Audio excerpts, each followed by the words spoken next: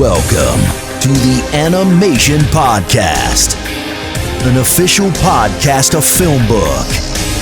The Animation Podcast is a weekly animation news podcast that reports on the latest animation movie and TV show news. Hello, internet dwellers, ladies and germs, people, places, and things. Anybody out there listening, this is the Animation Podcast. This is going to be a big episode, folks. I've got some big news to talk about. Trailers. We got a lot of trailers. We got some great reviews at the end of the day, and then I've got a little announcement that I'm going to throw your way at the end of it. But enough about me. We're going to go right into it because we've got so much fun in store for you. Welcome, everyone, to the Animation Podcast, a weekly podcast about all things animation, brought to you by FilmBook. My name is Ephraim Burney. If you are tuning into the Animation Podcast for the first time, what I do on this podcast is discuss the current week's animation news. You can find more of the Animation Podcast episodes on FilmBook, that's film-book.com, by using the search term, The Animation Podcast, as you might have guessed. If you are listening to this podcast on iTunes or another podcasting service, please rate and review this episode. If you are listening to this podcast on YouTube, please like our videos, subscribe, and consider becoming one of our patrons on Patreon at patreon.com/FilmBook. Your support helps us create even more engaging content. This episode's going to be a little off the cuff today, gang. I don't have as much written down and prepared as I normally like to, but I have a lot of news, so we're going to go over that. In Big Top news, Big Top like the circus, the Annie Awards are going virtual. If you remember last time, they were also virtual last year, 2021.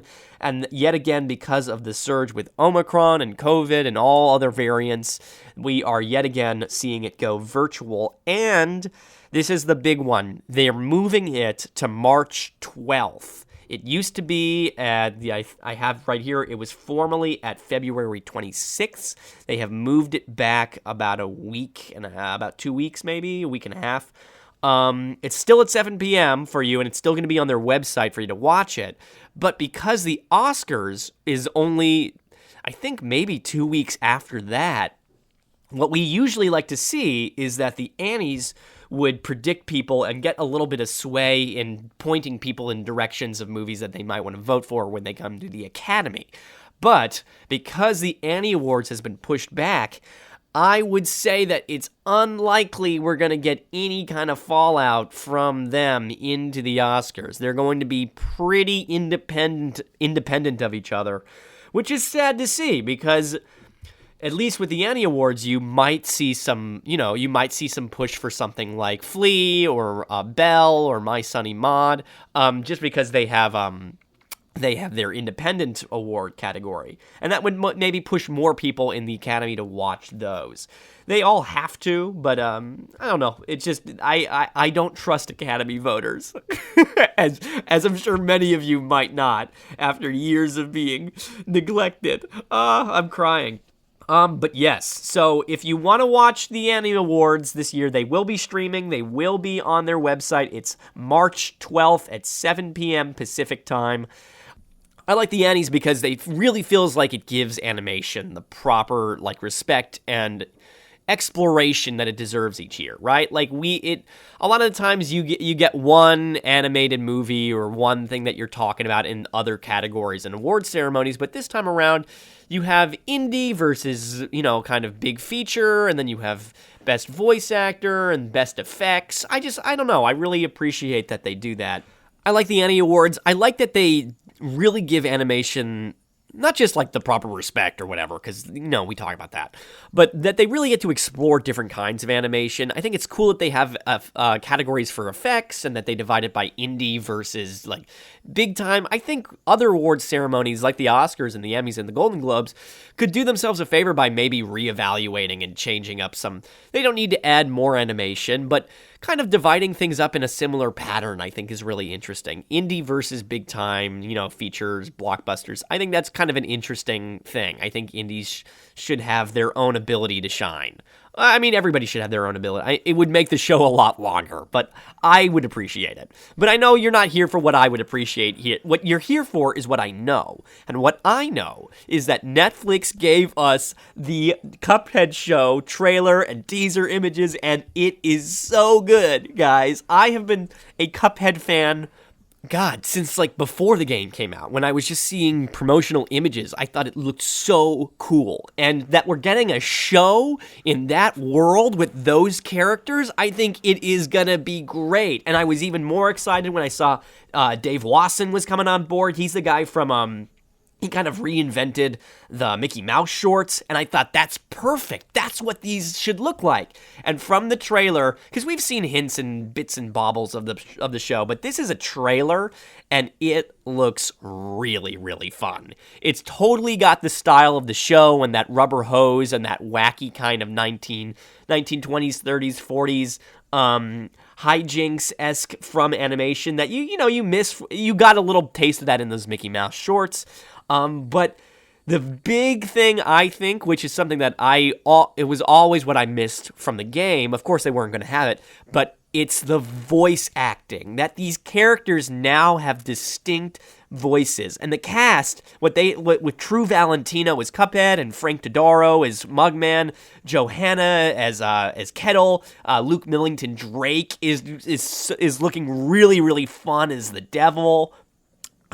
Greg Griffin is going to be Miss Chalice, and Wayne Brady is King Dice. But it's not just that. They've got so many characters that are going to be brought to life by these voices, and the voices are going to be so much fun. It's not just your typical, like, I hate to compare it to, but it's not going to be like your Chris Pratt's as Garfield or as Mario or anything like that. Like, these guys are really going into it, and they're going strong with the bonkers and the voices. And I love when a show really sticks to it like that and really tries something daring. Like, I like what they sound like. I know it's probably not what we're used to with characters like, oh, hello, or, but I appreciate that. I think the show is going to be really fun. Now, what we can tell from what we're giving, right? It's coming out on February 18th with 12 12-minute episodes. So I guess you get six made for television type episodes with like a 24-minute runtime or something like that. But they're quick. But that takes a lot of time. Like, when you make it right the way you did, like, I loved Smiling Friends. That was 10 like 10-minute, 12-minute episodes. And so I'm excited for something like this. So it's coming out February 18th. From what we get from the series, from the show, it doesn't seem like it's going to follow too much of like the lore of the game. But I think it's going to be like the world. It seems kind of like Cuphead and Mugman are just going to get themselves into hijinks each time. Probably in each episode, they will explore maybe one of the different locales from the show. Maybe they go to the circus and they fight off the clown balloon guy, or they go to the big castle and they see the candy princess lady. I don't know their names. It's Baroness Von Sweet. I know that one. Is at least. Who else is on board? Cosmo Sergerson. I hope you're saying, sorry that I'm saying your name wrong, Cosmo. He's from Rocko's Modern Life, if you know that. He's co-executive producing. And also, just most important to me, they usually do this, and it kind of varies how much involvement the people have, but the original game creators, Chad and Jared Moldenhauer, are serving as executive producers. I don't know if they're writing it.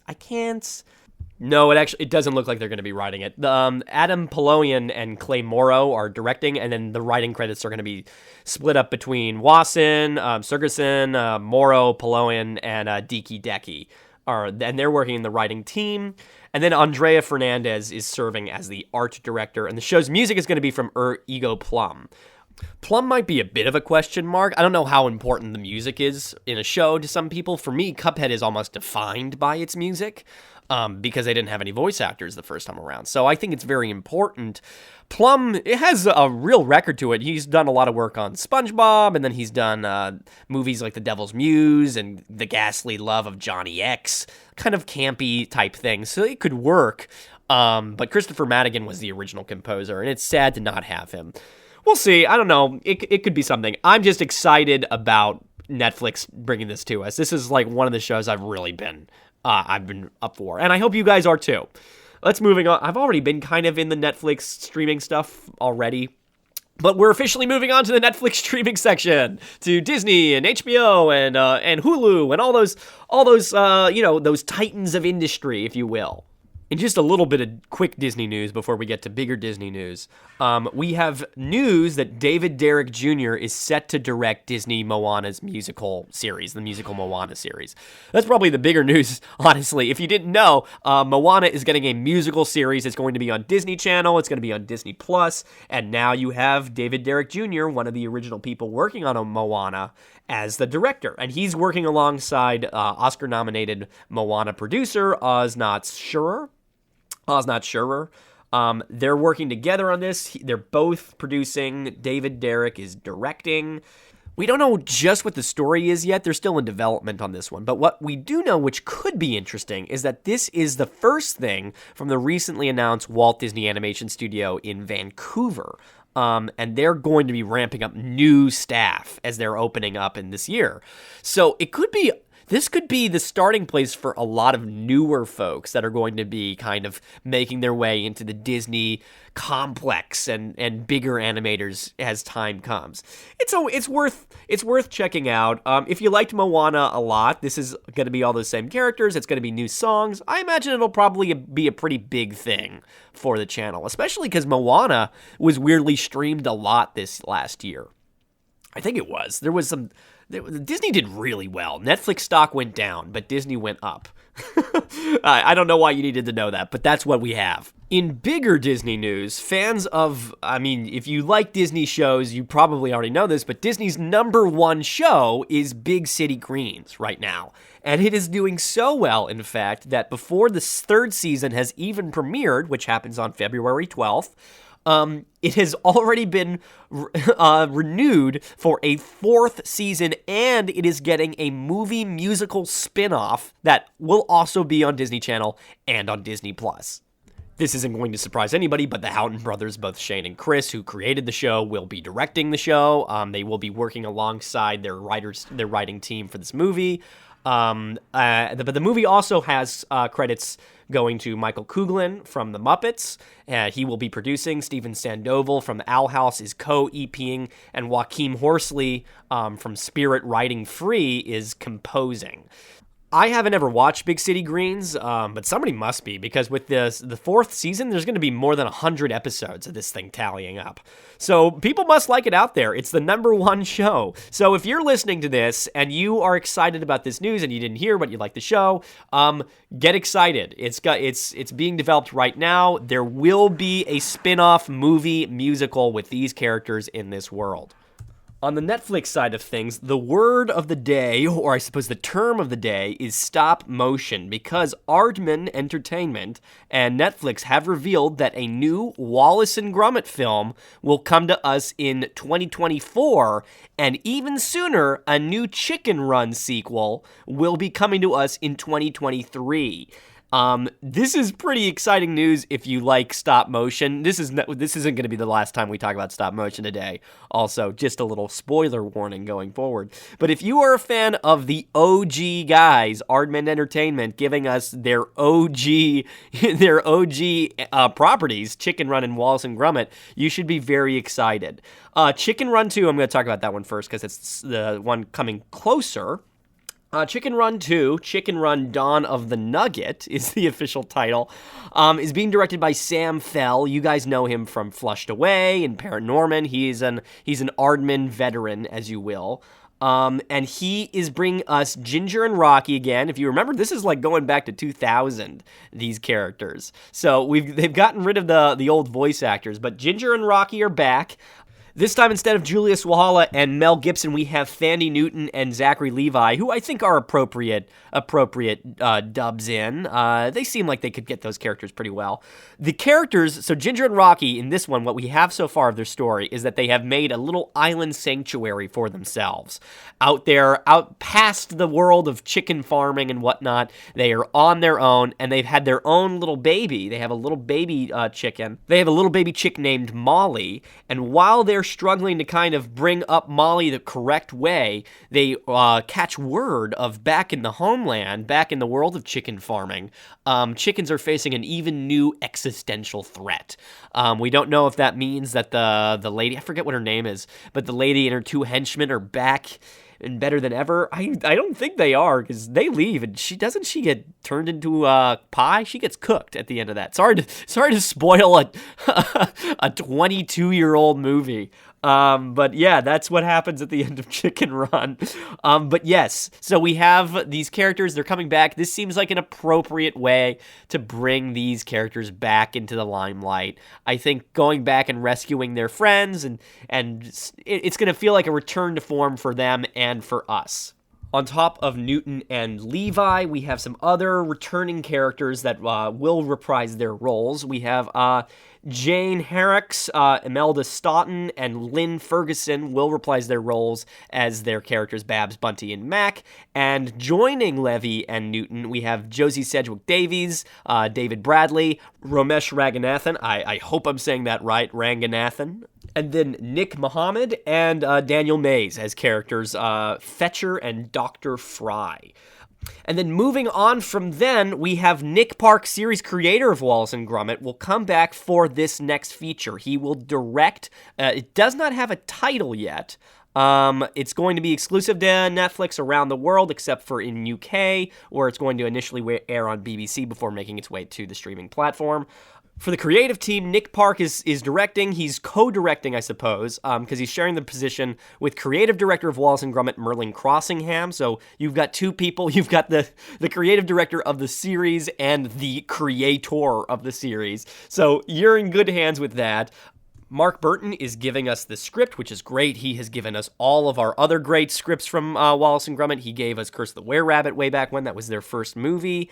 And the writing is already going. So with 2024 as the slated release, they gotta get moving, because these things take a while. We don't have a name again, but we do know what the movie is going to be about, supposedly. They've given us a little line here. Let me read it. It is, Gromit's concern that Wallace has become over-dependent on his inventions proves justified when Wallace invents a smart gnome that serves to develop a mind of its own. As events spiral out of control, it falls to Gromit to put aside his qualms and battle sinister forces, or Wallace may never be able to invent again. I like that. I like the sound of that a lot. It feels, my personal favorite is The Wrong Trousers. I think that might be the case with a lot of people. And that feels very much in line with that kind of storytelling. I love when they focus on Wallace's inventions. I think those are great, and like when they go haywire or something like that. And so I can imagine maybe similar in the sense, maybe maybe we don't want it to be too similar, but I can imagine a great battle scene or action sequence with Gromit facing off against a gnome. That seems very, very similar to the penguin from The Wrong Trousers, but I would be happy to see it. It's been so long. I would really enjoy anything from these guys, so especially them doing something that they do well again, I would be overjoyed. Moving right along, I'm 20 minutes in and I haven't even gotten to anime yet. So moving right along, let's move into the anime section of things. The first thing that you want to pay attention to is video game lovers alike will be excited to see that Crunchyroll has dropped the trailer and release date for the Shenmue animated series. For people that don't know about Shenmue, which could be a lot of you because it's an older game, but it is a very famous one. It was one of the first kind of pioneers when it came to 3D storytelling in a game. And now looking back, you can play it and you're like, this game is a little boring. But I don't know. I feel like we owe a lot to what modern video games are because of a game like that. And so that's all to say, making it into an animated series seems like it would be the right move going forward, since we can lean more into the storytelling, which was what made it great to begin with, and less in the gameplay, which has the thing that has maybe aged a bit. From the trailer and the brief blurb that they've given us, which I'll read to you in just a bit, it looks like it's a pretty strict adaptation of the story. If you don't remember the story, it was a mystery. It was kind of a thriller noir type thing, but much more in a way that explored martial arts and Japanese culture. So here we have it's 1986.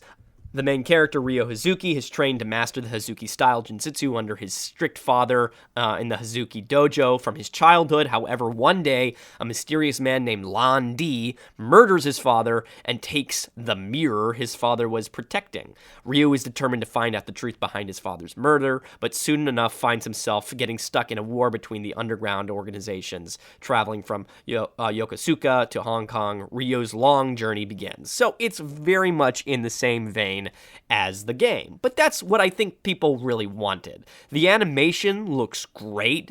The action looks I mean, it's kind of thrilling to see these fights that you played when, at least I played a while ago, that were very kind of clunky. I'm really railing on this game. It's a good game, I promise.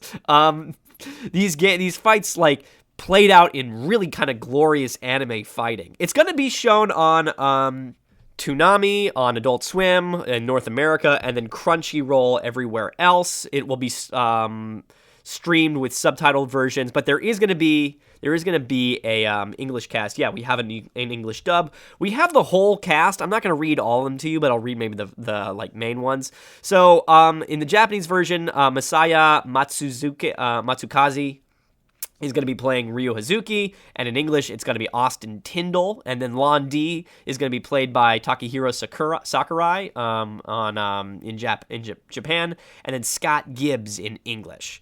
And then there's a whole bunch of other characters that you're going to recognize, or you might not, from the show. I think people should be really excited about this one. Look, video game adaptations aren't always great, but if there was ever a game that was screaming out for an anime version of itself, it is Shenmue. So I think we should all be very excited. It's coming to us soon. It's coming February 5th. So keep your eyes out for it. It's just 2 weeks away for anime fans. And it's been long awaited. We're gonna be excited for it. At least I will be. Okay, in other anime news, maybe you're not so much of a video game guy, after all. Maybe you'd like some sports or something rough and tough, an anime that's going to put some hair on your chest. Well, in that case, you can look no further than our next piece of news, as this week we got a teaser trailer for, and a release month. Okay, we got a teaser trailer and a release month for Bakutan, or, Backflip Rhythm Gymnastics. The movie finale to the anime series of the same name following a male gymnastics team. Really something to get your blood pumping and hair on your chest, huh? For those of you who don't know Backflip, it's spelled with 2 exclamation points at the end, so you know it's going to be pretty exciting. The series is about Shitoro Futaba, a student with a dream of taking his high school rhythmic gymnastics team all the way to the big leagues, and after a season that premiered last April and then concluded in mid-June, this film will depict the team's final challenge at an inter-high tournament. The film is going to be directed by Tashimasa Kuroyanagi. Hope I'm saying that right. I felt pretty good about that when I said it. And the script is coming from Toshizo Namoto, with much of the regular stars cast from the, they are reprising their roles for the most part. So if you want to know what happens to your favorite team of flamboyant acrobats, you will get your conclusion this coming July 2022. I don't really know what a rhythmic gymnastics team entails. I'm not sure if it's dancing or if it's acrobatics. It seems like something from the trailer. They're doing a lot of flips and whatnot. It seems kind of like, I don't know, maybe I'm dating myself with this, but like King of Tennis, or what was that one with the Free? Where it was like, yeah, it seems very free with the swim team. Kind of like an incarnation of that, perhaps. Okay, but we're moving right along. Let's move on into animation around the world, baby. We don't have too much, which is okay, because I'm running late anyway. But I do have one story for you from India, and it's a story that I probably could have predicted, I think. If you go far enough back in my videos, I said that there was going to be a boom of new adult animation in India, since it was a developing market and they really want to kind of build on all cylinders there. And what do you know? This last week, we got news that Cuphead will air animation aimed at the age group of 15 to 35 on the newest channel from QU Media. This probably doesn't seem like a bold prediction on my part. I'll take it anyway, but it's kind of fairly intuitive that a country that's developing its animation style would eventually start developing something for adult animation and young adults, kind of in the vein of what we talk about, some of our favorite shows like Rick and Morty and BoJack and things like that, geared more towards a not child-friendly audience. QU Media has already given us a lot of animated shows. Some of them are child-friendly, some of them aren't. This is dedicated. Cuphead is going to be solely dedicated to this age group of 15 to 35. It's not totally clear what kind of content it's going to be, if it's going to be mostly horror or comedy. We have some horror clips, at least from the animation that we've seen, but that seems to be like just pulling from what they already have. And it's also not clear what the animation style is going to be like. A lot of it looks pretty like early Flash, which is fine. Like a lot of really fun. BoJack was made with Flash. So that's perfectly fine. I think it's still kind of wearing in its shoes a little bit when it comes to what it's going to look like and what style it is. But, it's great that they're building this. India is one of the fastest growing markets for animation and smart TVs and just TV in general. It's such a booming market right there. So I think this makes a lot of sense.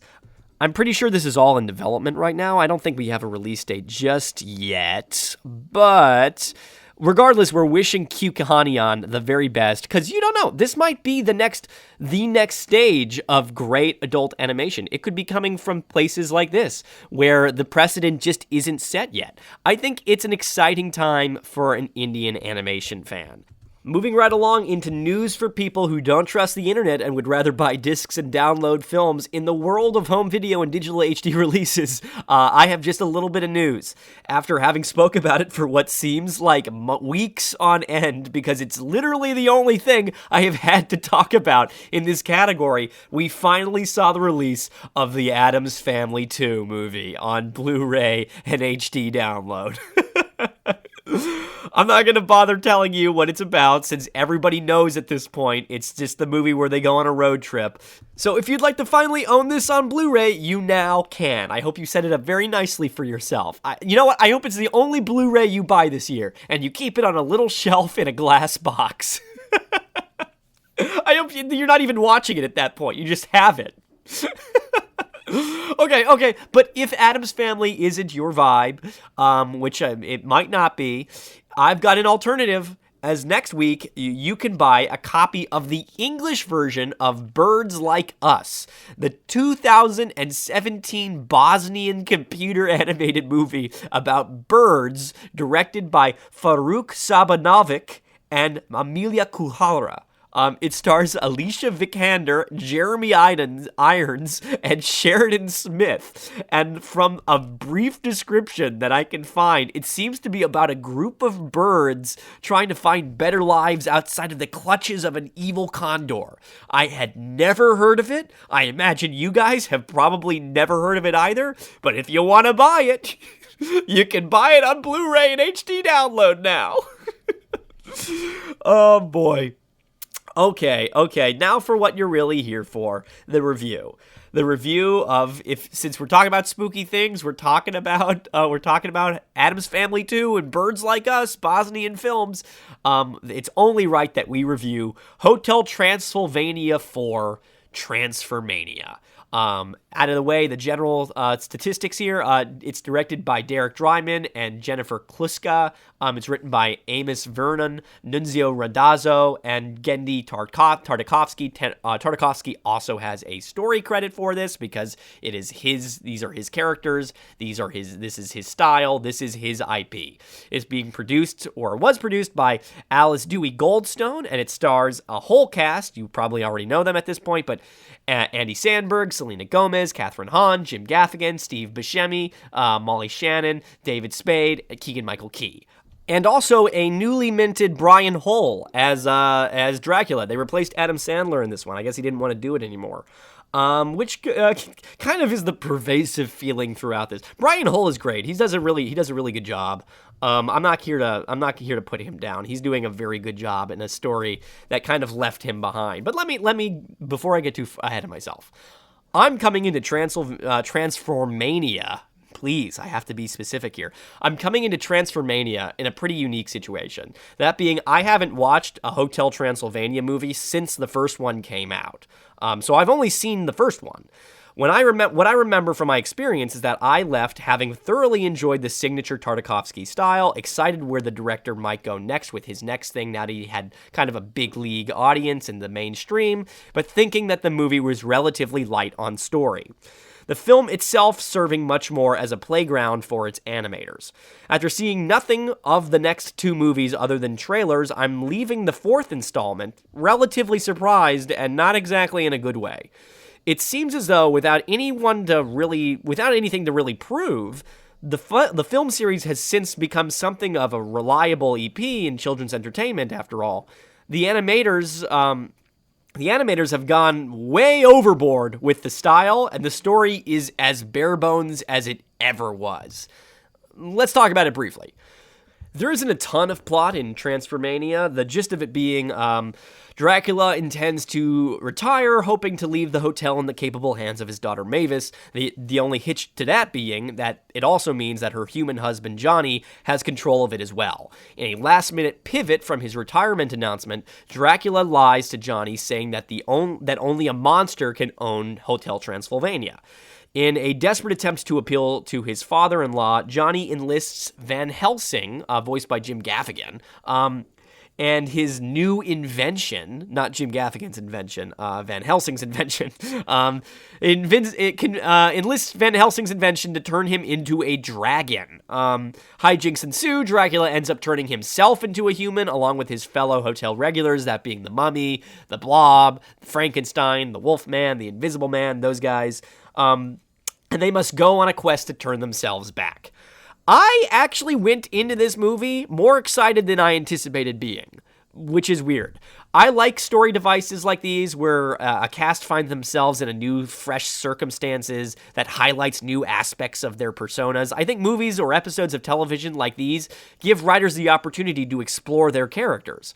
Unfortunately, it's quickly apparent that the movie doesn't intend to explore anything about what it might mean for these characters to suddenly be humans or for the humans to suddenly be monsters outside of very surface level gags. From my own perspective, it seems crazy that all these movies later, the relationship between Dracula and Johnny has not evolved in the slightest. Like, I don't remember the first movie perfectly, but the way these two characters interact from the most of this film, you would have thought that they were just meeting all over again. I get that the core dynamic doesn't have to change too much, but, Drac is always going to be annoyed by Johnny, and that's fine, but geez, Johnny has been married to the guy's daughter for what must be years now, and he's the father of Dracula's grandson. Why do we still need a movie about them learning to get along? That was the whole plot of the first one. Okay, because the movie is so light on narrative substance, right? It often feels like the animators and the animation is now trying to distract away from a boring story and less of a sandbox for the animators to play around with, right?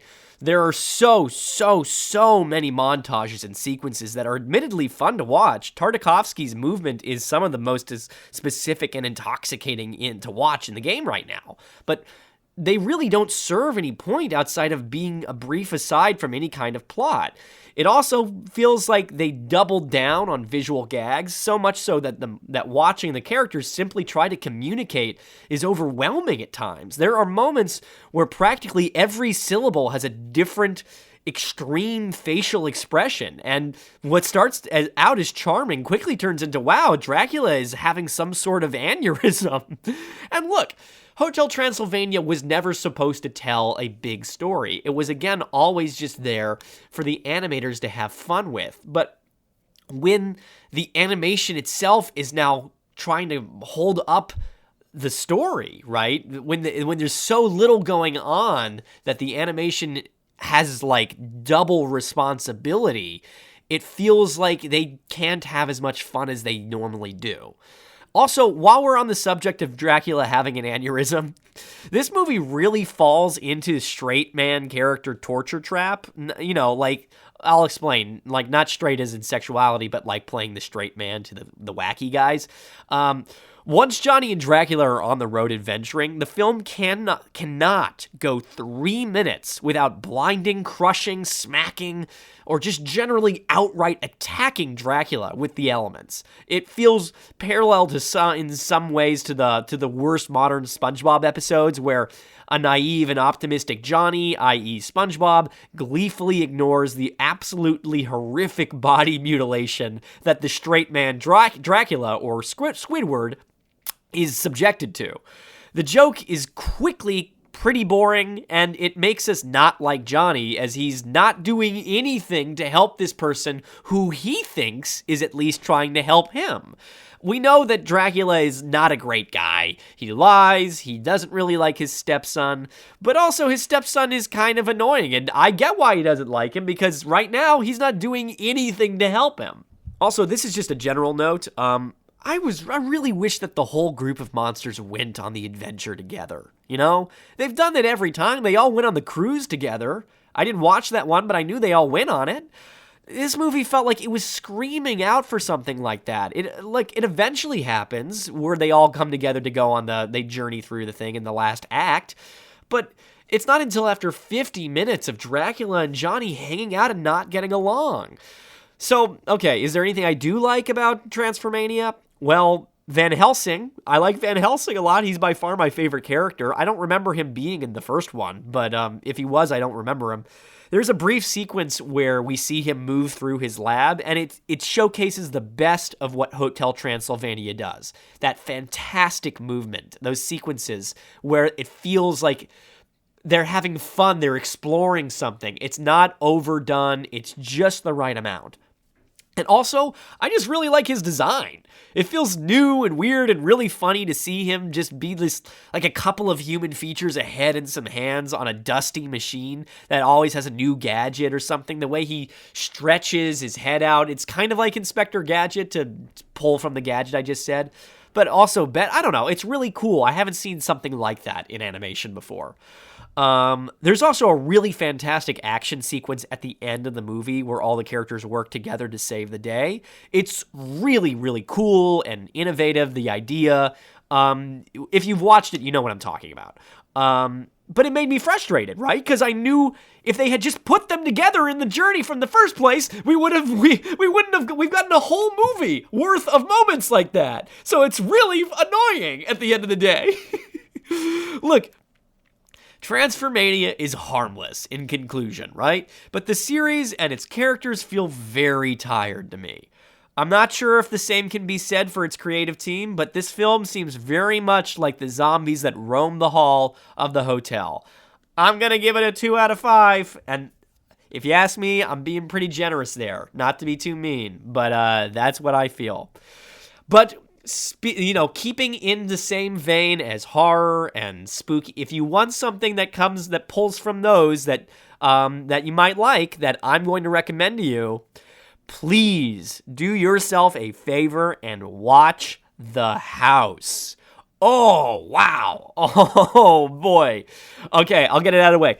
It's directed by Emma DeSwaif, Mark James Rolls, Nikki Lindroth von Barr, and Paloma Baez. The first part, because there's 3 parts of this, right? It's 3 stories collected within one movie. The first part is directed by Emma DeSwaif and Mark James Rolls. The second part is Nikki Lindroff. And the third one is Paloma Baez. All of the stories are written by, the script is written for all of them by Enda Walsh, though each of the directors gets a story credit. There's a huge cast. I'll read the highlights here. It's starring Mia Goth, Claude Blakely, Matthew Good, Mark Heap, Miranda Richardson, Stephanie Cole, Jarvis Cocker, Dizzy Rascal, Will Sharp, Paul Kay, Susanna Wakoma, and Helena Bonham Carter. I don't even know where to begin from this, besides just right off the bat. If I were to do a top 10 for this year, this is absolutely in I cannot foresee this not being in the top for me. This movie is so exciting and innovative. I love that it has that. I mean, it comes from a place, and it could just be the style, but it is scary, it is disturbing, it is heartwarming. It feels like these directors poured their guts into this movie, and it's made out of felt and string and straw, and it just feels like the kind of thing. It's a miracle it got made, and we're so lucky for it. I'm going to take you one by one through each of the stories very quickly. The first story is about a family.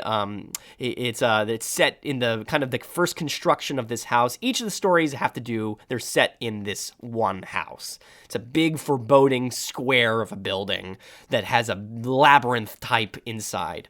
In the first one, you see it be constructed. It's kind of this man. He's got a little family. It's in like the 1800s, I believe. He's kind of living in squalor. He wants to impress his family that looks down on him, so he makes a sort of deal with the devil type situation and decides to move his family into a house that is constructed for them, and quite literally constructed for them is the great way, not to give away too much, but it is so cool to look at. The way that the characters move, it feels like it could be limited, right? Because they can't express too much. It's stop motion animation. They can't move too much, but they play to that with their strengths. They make it that this family isn't able to communicate with one another very well. They play into the emotional side of that, and that is so cool. They have these moments with the little girl in the family that you just feel so scared for her as she wanders through this giant house with all these creepy little elements about it. I can't sing its praises enough. And then you have the second one, which out of the three, I can't even play favorites, but the second one is so good. It's just absolutely disturbing. In a terrible, like, if you don't want to, I should probably preface this, if you don't like horror, you probably shouldn't watch it. But even if you don't, there's something that you can find in this, that if you're willing to kind of put yourself out there, there's something in it that's worth it to me. So, in the second one, it's set in the modern day. Now you switch over and you have the characters are all portrayed by mice. Still in that kind of puppet, calico critter-esque style, if you know what I'm talking about. But he's a mouse, and he's trying to flip the house. He's trying to renovate it and make it better so he can sell it and make a fortune off of it. He's obsessed. He's neurotic. He's worked on it for years, and he's living in like the innards of it because he doesn't want to put anything out of place when he finally sells it. His obsession goes so far that it's almost scary in and of itself. And then when he goes to sell the place, he has these two people that come to the open house, and they won't leave. And I don't want to say any more than that, but the design of them is so smart. And then the fact that they're mice is played into, it's so smart. It makes me mad how smart and clever and exciting this story is. And then you have the third one, right? Which isn't as scary. So if you don't like scary stuff, you should probably watch the third one. But it just oozes melancholy in a fantastic way. This time they're all cats. It's the future. The world it hasn't ended, but it's gone awry for certain. The house is the only thing left standing in an ocean of flooded environments. Everything is just collapsed. The water is slowly rising throughout the story. And all this woman does, this cat, she's a landlady, and she's got these tenants that can't afford to pay her. And the house is slowly crumbling and collapsing around her. And she's just obsessed with the dream of making this something that it can't be anymore. And you slowly start to see her realize that, and it's just it's the perfect ending. It's so smart how they find horror in the construction of the house, and then the renovation of the house, and then the eventual collapse of the house. It works on so many different levels. I know I can probably sound like a lunatic right now, but I cannot tell you how effective this story is. I don't know what kind of response people are having to it. I think it's pretty critically acclaimed, but because it's coming so early in the year, I'm sure it will be left out of awards discussion later on, which is a huge shame because I cannot imagine something beating this right now. I think it's so good. And especially looking at this year's slate, I don't know, maybe Strange World from Disney might change things for me, but this right now, it's got my name written all over it. I just think these directors did such a great job. I cannot sing their praises enough. I really can't. I'd give it a 5 out of 5, honestly. There's not anything that I can think that I didn't like about this. Maybe if I were to go back and rewatch it, I can't think of anything. I really did. I'm so blown away by this movie. I think that's the first 5 out of 5 I've given to a movie. I gave 5 out of 5 to Tear Along the Dotted Line. So this would be the first movie that I would do. Okay, I'll finish it up here. But before I do, I want to give a little bit of a personal update for the show. As we reach 150, I have some news myself, which is pretty exciting. I won't go too much into it, but I've gotten the opportunity, as you can probably tell, I obviously like animation a lot. I work in animation. I've been developing my own animations for a while. I'm not going to the show isn't about me. It's about the news and about animation. But now I am at a crossroads right now where I've been presented an opportunity that I can continue forward in developing, or I can stick around here and play it safe and do how my life has been continually going with my day job and working on this in the evenings, or I can pursue what has always been my dream is making an animation like this that someone like me would eventually be talking about. And I have some opportunities that have just come up in this new year. I've been developing them kind of quietly, and now I have reached a point where I am going to kind of start pursuing these full time. And because this show I do out of the passion that I have for animation, I'm not getting paid. Nobody gets paid to do these shows on FilmBook, I don't think. But right now, I don't have time to do both the way that I would like to. So I'm not saying this is forever, but it might be a break from me doing the animation podcast. I know it was a very short run, and I really did enjoy all of this stuff. And I'm not saying that this is forever. There might come a time where I can come back and pick up where I left off. I'm talking like I have tons of fans out here. What I really, I think we're pretty lucky when we get when we get a couple 100 viewers on these. But that being said, each one of those views meant something to me, and each one of those comments meant something to me, and the likes and all that stuff that really was important. And I'm sad that I can't keep doing it, but I have to dedicate moving forward to this, because this is what I want to do. This is what I've dreamed of doing, and I'm going to pursue it.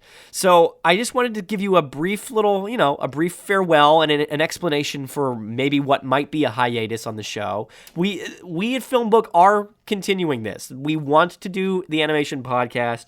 I don't want to speak for everybody, but I know everybody that I've talked to intends on continuing it. It's just finding the people that have the ability and the time to keep it going. I would love to help however I can when I have time, but right now you guys need a certain quality in these videos, and I can't give it to you the way my schedule is going to be pointed. So that being said, Thank you all for watching from the bottom of my heart. It really means a lot. I will give you one last sign off before I disappear and perhaps come back, but we shall see. But thank you for listening to this episode of the Animation Podcast. Be sure to like this episode and subscribe. You can find more of my work on FilmBook. That's film-book.com. Just search Ephraim Burney or the Animation Podcast. You can also find me on Twitter at Frumblers or on Instagram at Ephraim_burning. You can also I never advertise this, but I have some YouTube channels that I help produce that are kind of coming about. We've got an animated feature that's been in a film festival that's about to happen, and that will be up on there. But if you want, you could follow and subscribe to Bellhop Productions on YouTube. Also on Instagram, it's the same handle both ways. If you would like to contact us, you can email us at podcast@film-book.com with the Animation Podcast in the subject line. You can tune in next week or relatively soon for the latest episode of the Animation Podcast and all things animation. Thank you for listening. I'll see you then. All right? And bring me out one last time, Animation Man. Bring it on home. Thanks for listening to the Animation Podcast. Find more of the Animation Podcast on FilmBook, on your favorite podcast service, and on YouTube.